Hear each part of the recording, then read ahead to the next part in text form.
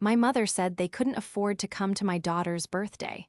On the day of the party, they were skiing on a mountain I paid for.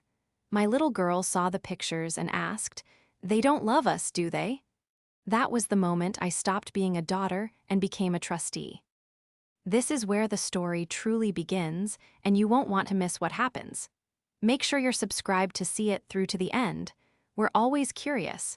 Where in the world are you all watching from today? Let us know in the comments. The phone felt cold in my hand, a stark contrast to the rest of me. I was running a low-grade fever, the kind that fogs your brain and makes your bones ache, and I'd been curled up on the sofa under an Afghan for 2 days. My daughter, Mia, was at a friend's house for a sleepover, a small blessing that allowed me to be properly sick without worrying her. My world had shrunk to the living room, a box of tissues, and the insistent buzz of my phone. It was my mother, Vanessa. I cleared my throat, wincing at the sandpaper feeling. "Hi, Mom, everything okay?" "Mabel, dear," she began, her voice infused with that familiar, practiced strain of melancholy. "I'm just calling about little Mia's birthday next weekend." My heart did a hopeful little squeeze, despite my illness. "Oh, great, I was just about to send out the Evites. It's just going to be a small thing here at the house." A mad scientist theme, she's so excited. A heavy sigh crackled through the speaker. "Oh, darling, that sounds lovely, but I'm afraid we just can't make it. Megan and Archie either." The small hope deflated, leaving a hollow ache. "Oh," I said, my voice small, Is everything all right?" "It's just money, dear," Vanessa whispered, as if admitting a great shame. "Things are just so terribly tight right now, you know how it is. Archie's brand deal fell through and Megan had some unexpected expenses. We just can't spare the gas money for the drive, let alone a gift." I sat up, the Afghan pooling in my lap. The drive was 45 minutes. "Mom, you know I don't care about a gift, and I'd be happy to send you gas money. Mia just really wants to see you. She wants to show you the baking soda volcano she designed." "No, no," Vanessa said, her voice turning firm, bordering on offended. "We can't accept your charity, Mabel. It's too embarrassing. We'll just have to make it up to her another time, when things are better." She paused. "You're so good at managing your money, you probably don't understand, but it's a matter of pride." The irony of that statement was a bitter pill I'd been swallowing my whole life. As the financial advisor who also happened to be the sole trustee of the family trust, I knew down to the penny what tight meant for them. It meant their discretionary spending for the month had dipped below 5 figures. It meant the money my father had left, the money I was legally bound to manage and protect, was being funneled into my sister Megan's aspiring influencer lifestyle. But I was sick and tired and had long ago given up on trying to fight the tide of their entitlement. "Of course, Mom," I said, the words tasting like ash. "I understand. Mia will be disappointed, but she'll understand too."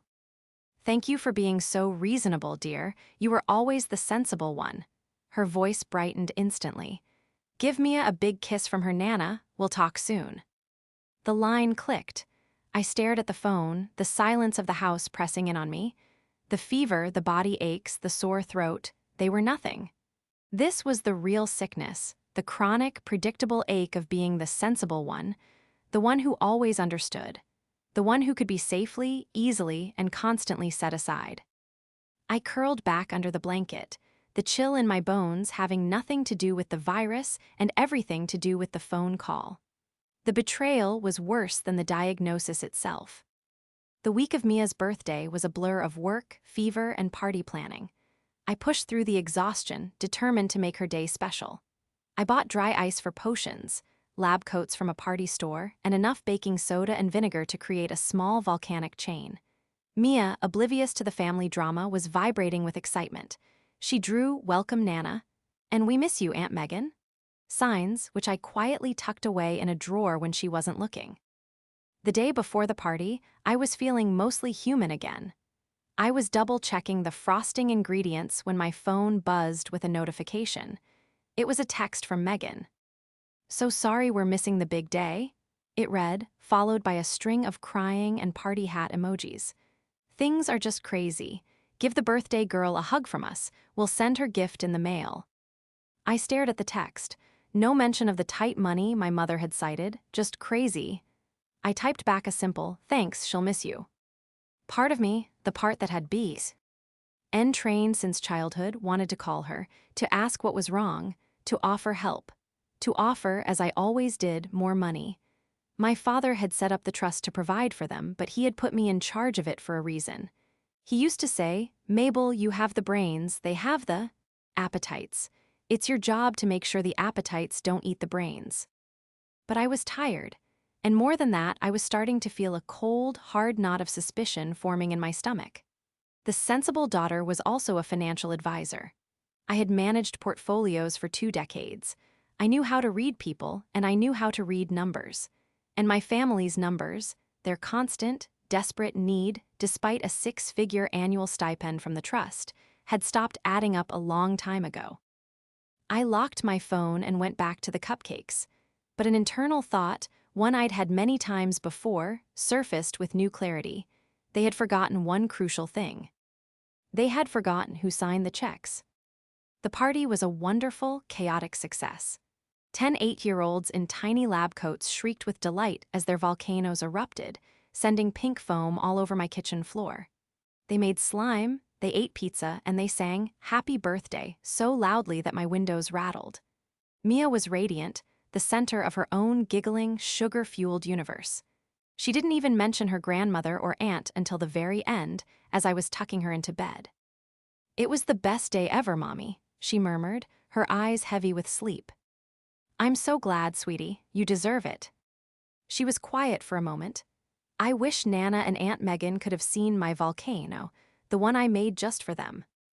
"I know, honey, they were just busy." "Were they busy because they're poor?" she asked, her voice innocent. "Mom said money was tight. Does that mean they can't buy food?" I smoothed her hair back. "No, baby, they have plenty of food. It's complicated. Tight just meant they couldn't afford a trip right now." Oh, she seemed to accept this. She turned over and I thought she was asleep. But then, a few minutes later, she whispered into the dark, "I hope they get unpoor soon. I miss them." I kissed her forehead, my throat tightening. "Me too, sweetie, me too." I walked out, leaving the door cracked, and went downstairs to clean up the aftermath of the party. But the cold knot in my stomach hadn't gone away. It was growing. To understand the betrayal, you have to understand my family. I am the before daughter.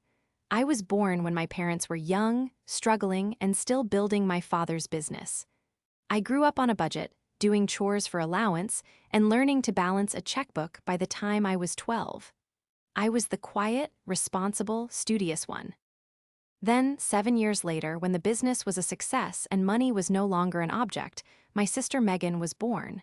She was the after daughter. She grew up in a world of private lessons, European vacations, and 0 consequences. She was loud, charming, and endlessly demanding. My mother, Vanessa, reveled in it. She had finally gotten the doll she'd always wanted, and Megan played the part beautifully. I went to college on a partial scholarship. I insisted, and got a degree in finance. Megan went to 3 different colleges, changed her major 5 times, and finally dropped out to find herself, which translated to a year-long trip through Southeast Asia, funded by my parents. When my father got sick, everything fell on me. I managed his care, I managed the business transition, and I managed the family's emotions. Megan flew in for the last week, cried beautifully at the funeral, and immediately started asking about the will. That was when the real dynamic was cemented. My father, in his final act of foresight, had left his entire estate in a meticulously structured trust, and he made me, his sensible daughter, the sole trustee. The news was received poorly. "A trustee," Vanessa had shrieked in the lawyer's office. "You're making her our babysitter." "It's just a formality, Mom," I had said, trying to soothe her. "It's to protect the assets for all of us." "Protect them from what?" Megan had snapped, her arms crossed. "From us? Does he think we're children?" I, of course, said nothing, but the answer was a resounding yes. My father had set up generous monthly stipends for both Vanessa and Megan. enough to live on very comfortably. But the rest of the trust, the bulk of the capital, the investments, the properties, was under my sole discretionary control. I could release funds for valid needs, such as healthcare, education, or home repairs. But lifestyle expenses, those were up to my judgment. And for the past decade, my judgment had been weak. I was worn down by the constant guilt trips, the emergencies, the accusations of being a dragon guarding the hoard. It was easier to just approve the requests: the new car for Megan, the desperately needed kitchen remodel for Va, Nessa, the seed money for Archie's dozen failed startups. I just kept signing the checks, telling myself it was easier than fighting. I was paying them to leave me and Mia alone. But the party, that was different. That was the first time their casual disregard had directly and publicly wounded my child. The day after the party, I was scrolling through social media, a mundane Sunday ritual, when I saw it. My sister Megan's profile picture had changed. It was no longer a glamorous headshot. It was a group photo. In it, Megan, her husband Archie, their 2 children, and my mother Vanessa were all grinning from ear to ear. They were decked out in brand new, brightly colored ski suits. They were standing on a mountain, snow-covered pines behind them, a sign for a luxury ski resort clearly visible over their shoulders. The caption read, "Surprise family ski trip. Archie's new brand deal came through and we're celebrating. So blessed. Skillife family first blessed macking memories." I clicked on the photo. It was an album. 10, 20, 30 pictures. Pictures of them on the ski lift. Pictures of them laughing in a hot tub, glasses of champagne raised. Pictures of my mother, Vanessa, the one who couldn't afford gas money, helping Megan's daughter build a snowman. They all looked so happy and so warm. My blood turned to ice. It wasn't just a lie, it was a performance. It was a calculated, deliberate, and gleeful betrayal broadcast for the world to see. They hadn't just skipped Mia's party. They had traded it for something better. I put the phone down on the counter, my hand shaking, and then I heard a small, quiet voice behind me. "Mommy." I turned. Mia was standing in the kitchen doorway, her favorite stuffed rabbit dangling from her hand. Her eyes were fixed on my phone screen, on the bright, happy picture of her grandmother and her aunt. She walked closer, her gaze locked on the image. She looked up at me, her little face crumpled in a way that shattered my heart into a million pieces. "They went skiing," she whispered. "Honey," I started, but I had no words. "You said they were poor," she said, her voice trembling. "You said money was tight." She looked back at the phone, at the laughing faces, the new clothes, the luxury. Then she looked back at me, her eyes filling with the first real, devastating tears of adult comprehension. "They lied, didn't they?" "Mia, it's complicated." "No, it's not," she whispered, and this was the blow that finally did it. This was the moment the dam of my sensibility broke. "They don't love us, do they, Mommy?" I pulled her into my arms, holding her so tightly my own ribs ached.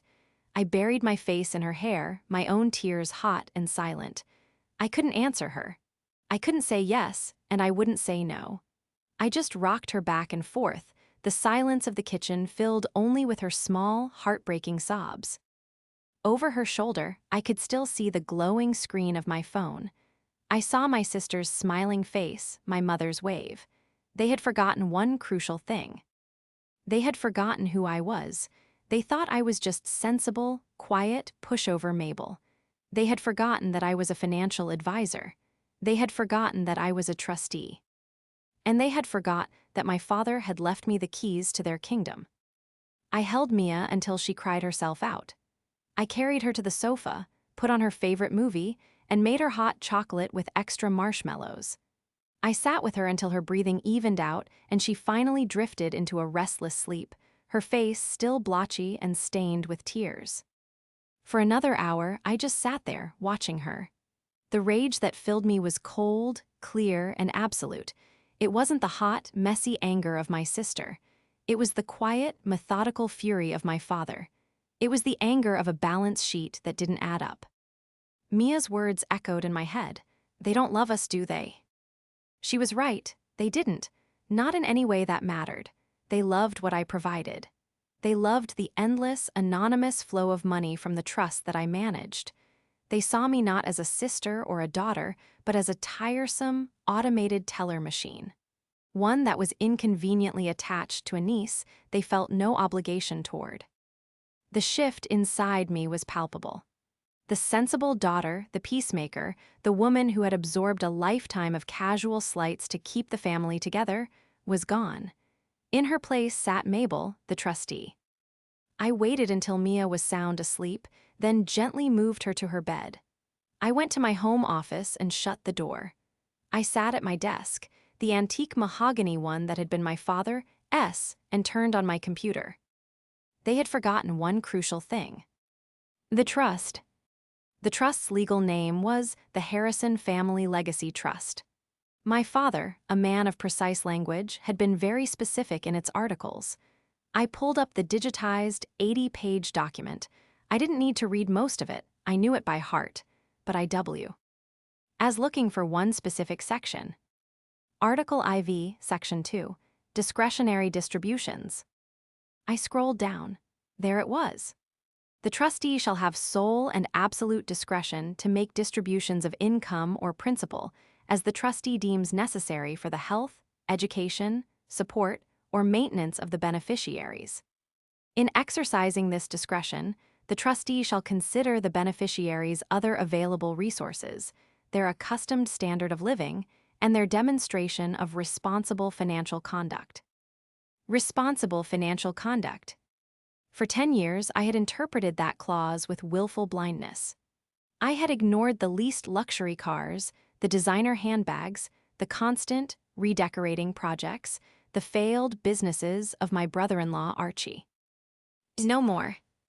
My first move was to investigate the brand deal Megan had bragged about. As a financial advisor, I had access to resources.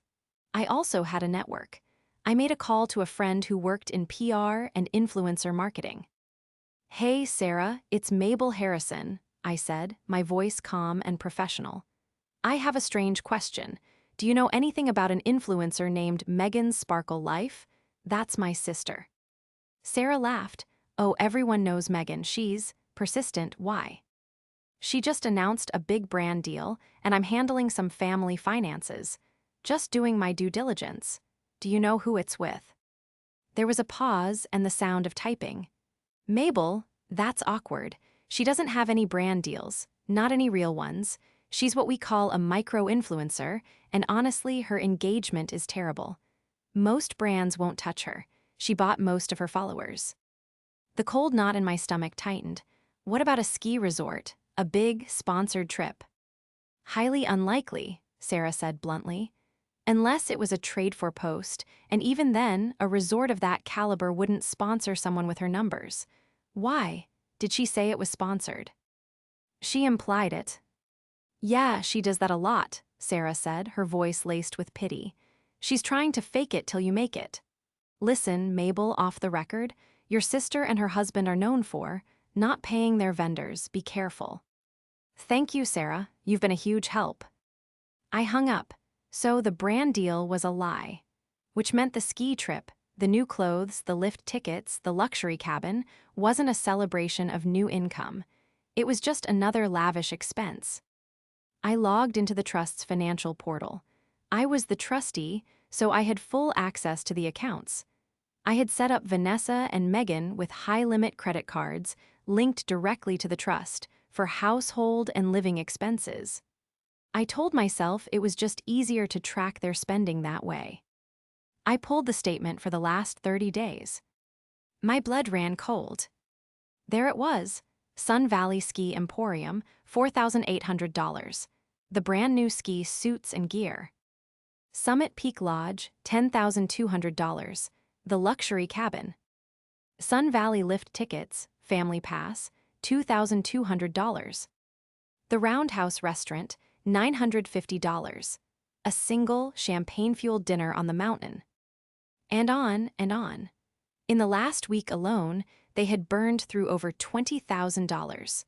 all while my mother was telling me they couldn't afford the gas to see their granddaughter. But that wasn't the worst of it. I kept scrolling. I went back 3 months. 6, a full year. The tight money was a lie of staggering proportions. I saw monthly payments for 2 luxury car leases. I saw thousands spent at designer boutiques. I saw charges for life coaching, aura cleansing, and a steady, alarming flow of cash withdrawals that could only be Archie's business expenses. They weren't just living comfortably. They were hemorrhaging my father's legacy, and they were doing it while lying to my face and breaking my daughter's heart. I leaned back, the leather of my father's chair creaking. The trap wasn't something I needed to build. It was already there. My father had built it himself all those years ago. He had just been waiting for me to finally find the courage to spring it. I picked up the phone. It was Sunday night, but I knew my lawyer. The trust's lawyer would be available. "David," I said when he answered. "It's Mabel Harrison. I need to schedule an emergency family financial review, and I need you to be there." "Mabel, what's wrong? Is it the market?" "No," I said, looking at the spreadsheet of their expenses. "It's the conduct. I'm finally going to enforce Article IV, Section 2. There was a long silence on the other end. David had been my father's lawyer for 30 years. He knew the family dynamic better than anyone. "Well," he finally said, a note of grim satisfaction in his voice, "it's about time." The urgent financial review was set for Tuesday morning at my office. I used my corporate email, adding my lawyer, David, to the CC line. The subject was mandatory review of trust distributions. The formality, I knew, would both alarm and entitle them. They would be annoyed at the inconvenience, but would assume it was about them getting more. I spent Monday preparing. I had a projector set up in the conference room. I printed the last 6 months of their trust-funded credit card statements. I printed the relevant pages from the trust document itself with Article IV, Section 2, highlighted in yellow. And I printed a large, glossy 8x10 photo from Megan's social media page, the one of them all grinning on the mountain. I placed it on the conference table, right where Vanessa would be sitting. Mia went to school that morning, still subdued. "Are you going to be okay, Mommy?" she asked as she hugged me goodbye. "I'm going to be just fine, sweetie," I said, kissing her head. "In fact, I think things are going to be much better from now on." They arrived at 10:03 a.m., fashionably late. Vanessa, Megan, and Archie walked in as a unit. Vanessa looked flustered, Megan looked bored and was already checking her phone, and Archie had his important businessman scowl on. "Mabel, really?" Vanessa started, pulling her coat off. "You dragged us all the way down here on a Tuesday? David, what on earth is this about? Is there a problem with the market?" "Please have a seat," I said, my voice perfectly neutral. David, sitting at my right, simply nodded a greeting. They sat. Megan immediately put her phone on the table, face up. Vanessa, however, froze. Her eyes had landed on the 8x10 photo. What is this?" she asked, her hand hovering over the picture. "That," I said, "is a photo from your ski trip. It looks like you had a wonderful time." Megan looked up from her phone, a smirk playing on her lips. "Oh, that. Yes, it was amazing. Archie's new deal is huge. We had to celebrate. You should have seen the cabin, Mabel. You would have loved it." "I'm sure," I said. "A $10,200 cabin, to be precise, plus $4,800 in new ski gear, and $2,200 in lift tickets, and a $950 dinner. It must have been quite the celebration for Archie's brand deal." The smirk vanished from Megan's face. Archie shifted in his seat. "Now, hold on. Our finances are our business." "Not when you're using the trust's money, Archie," I said, clicking the remote for the projector. The trust's summary statement for the last quarter lit up the wall. Vanessa's face had gone pale. "Mabel, what is the meaning of this? Are you auditing us?" "I'm performing my legal duty as trustee," I said, my voice as cold as the mountain they'd been standing on. "A duty I have neglected for far too long." I clicked to the next slide. It was a screenshot of my mother's text message to me. I'm afraid we just can't make it. Money, dear, so terribly tight. Can't spare the gas money. I let the image hang in the air. Vanessa's eyes darted from the screen to David, who was watching her with no expression at all. That was a misunderstanding, Vanessa stammered. I didn't want you to feel bad that we had this wonderful trip planned and you weren't. That you weren't what, Mom? I asked, my voice dangerously quiet. That I wasn't invited, or that I was homesick while my 8-year-old daughter was making you welcome Nana signs for a party you couldn't be bothered to attend. We were busy, Megan snapped, finding her voice. It was a work trip, that's a business expense. Is it? I turned to my lawyer. David, did you find any evidence of a brand deal for Megan's sparkle life? David cleared his throat. We did not. In fact, our inquiries suggest that Ms. Megan's influencing business has no income whatsoever. It also appears she and Mr. Archie have a number of outstanding debts to graphic designers, photographers, and other vendors. Archie shot to his feet. This is an ambush, this is slander, you have no right. I have every right? I stood up, my own voice finally rising. I am the trustee, and you, I pointed at all three of them, are beneficiaries who have been lying. You have been systematically draining this trust, a trust my father put in place to protect his legacy, on a lifestyle you have not earned and do not deserve. And you did it while lying to my face and breaking my daughter's heart. You're just jealous, Megan shrieked, her face turning an ugly shade of red. You've always been jealous. You're a boring accountant in a sad little office, and I'm. You're what, Megan? I cut her off. An influencer with no influence, a businesswoman with no business. You are a 35-year-old woman who has never worked a day in her life, living off a dead man's money. Money that I control. That's when Vanessa's composure finally broke. The panic set in. Mabel, darling, please, she said, her voice reverting to a high-pitched plea. We made a mistake. We should have been there for Mia. We'll make it up to her. We'll buy her anything she wants. With what money, Mom? I asked. I clicked to the final slide. It was Article IV, Section 2, Demonstration of Responsive. Le Financial Conduct. As of this meeting, I announced, I am exercising my full and legal discretion as trustee. The lifestyle stipends for both Vanessa Harrison and Megan Miller are suspended, effective immediately. The silence that followed my announcement was heavier than any I'd ever experienced. It was a vacuum, sucking all the air and entitled bluster out of the room. Megan was the first to break it, with a sound that was half laugh, half gasp. You can't do that, that's our money. Dad left it for us.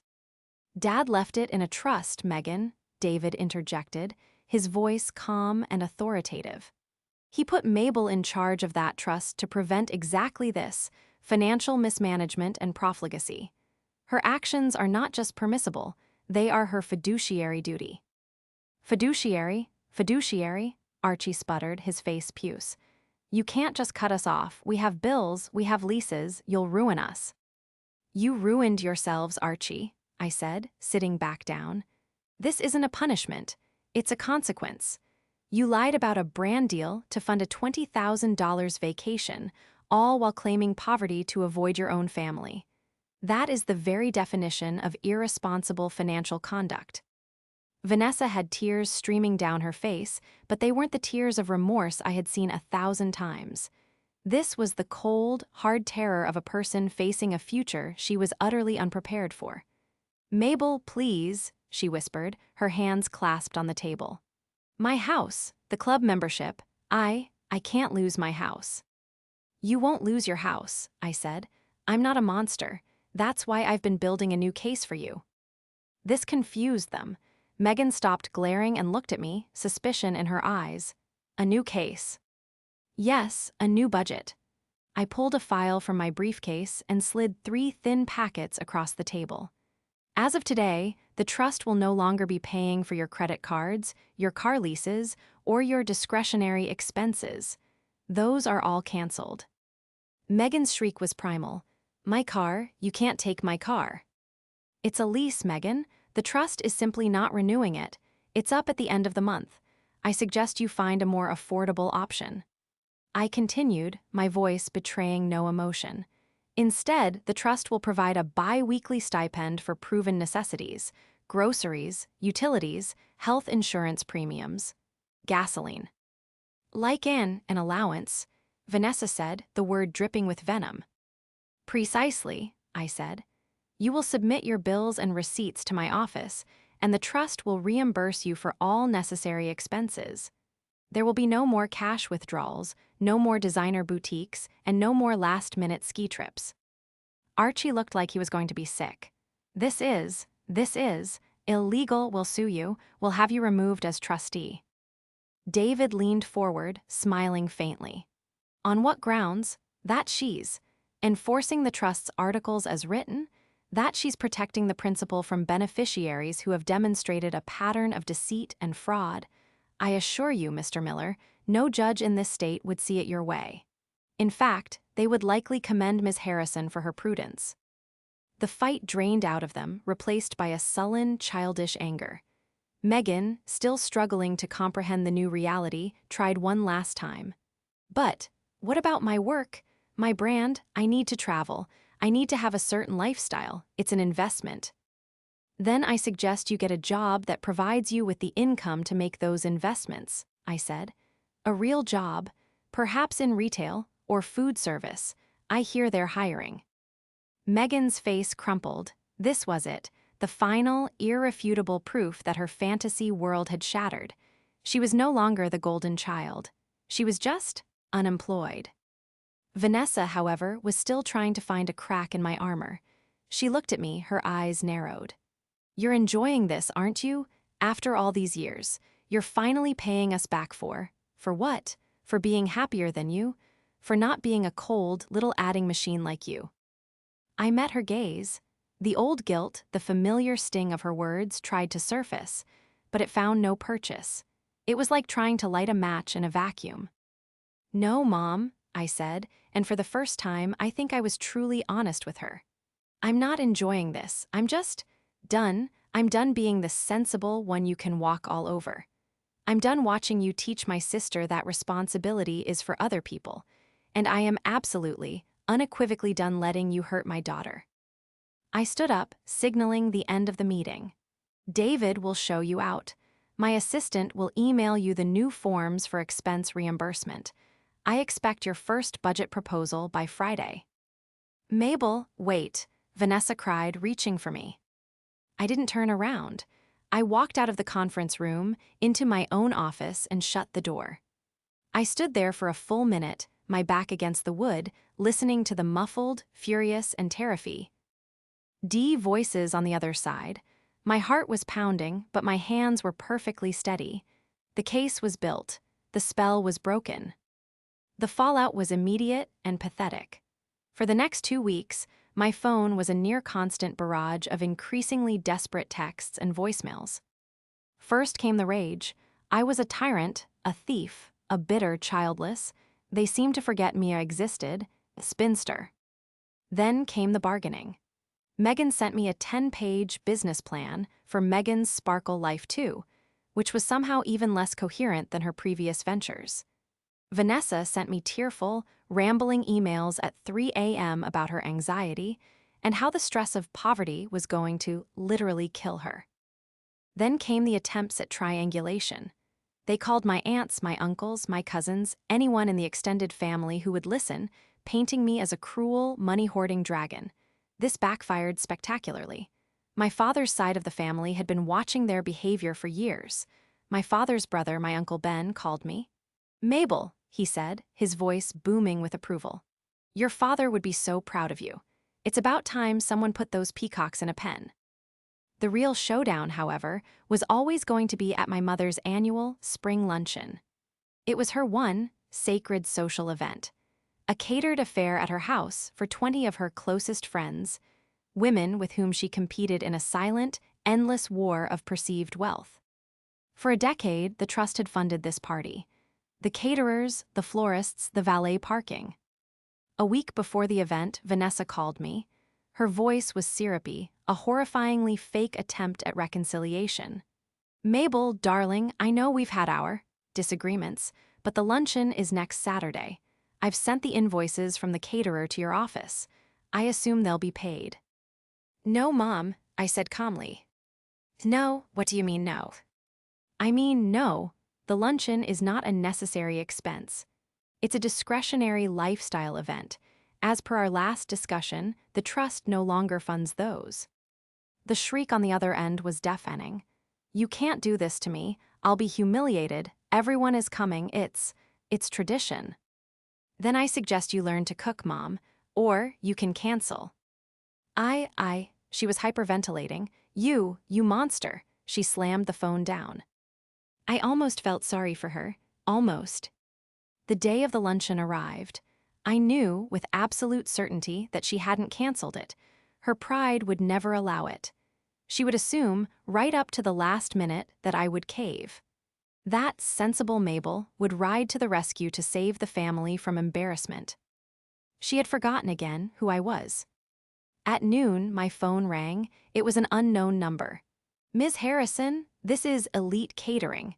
We're outside your mother's home. The check she wrote us. It was returned for insufficient funds.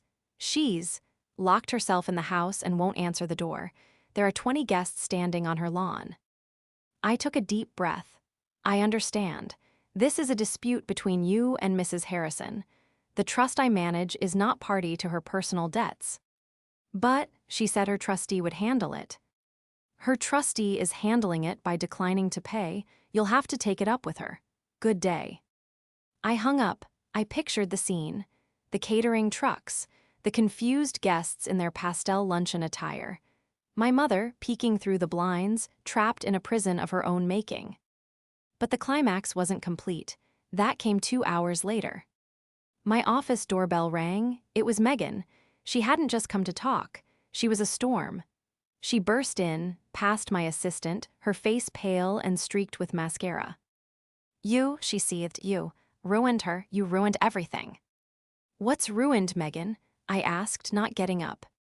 "Mom's party, her friends, they all left. The caterers are threatening to sue. She's a laughingstock. And my car, the lease company.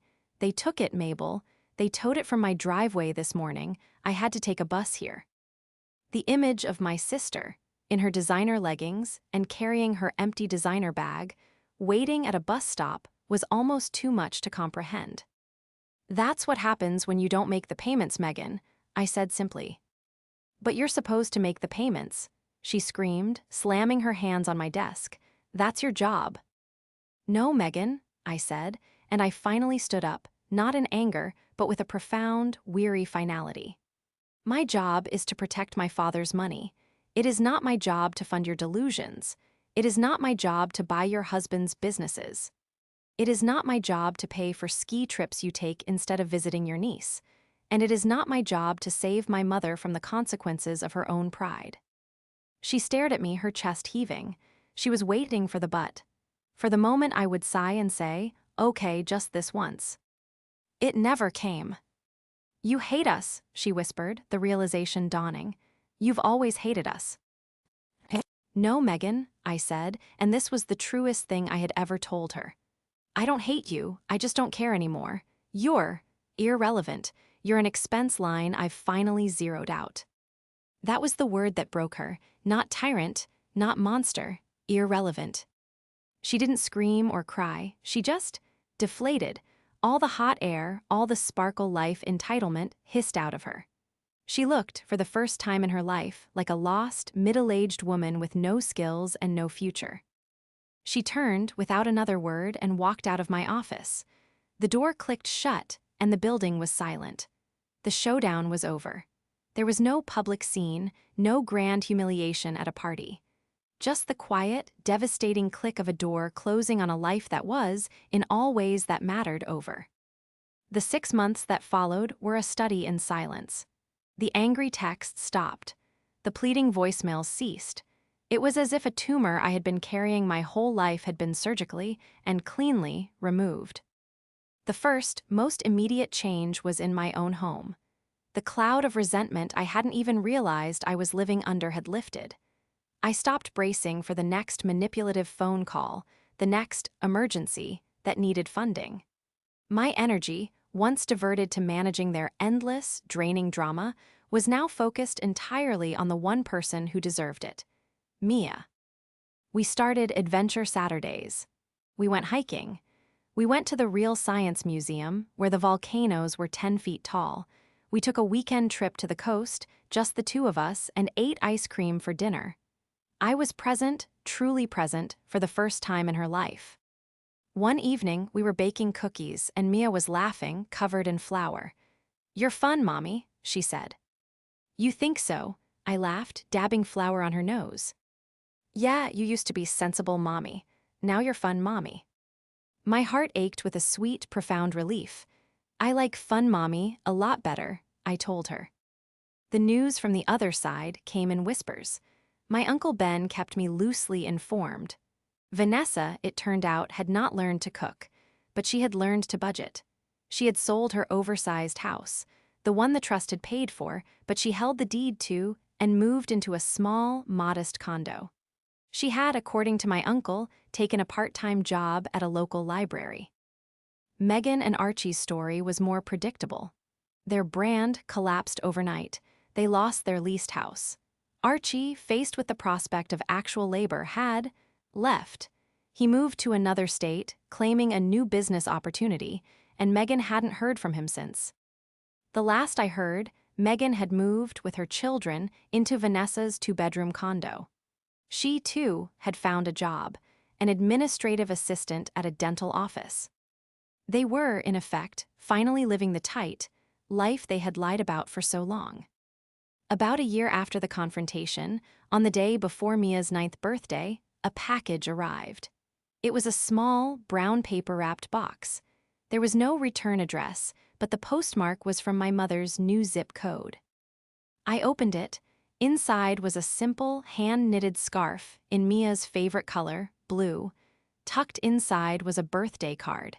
It was a generic one from a drugstore.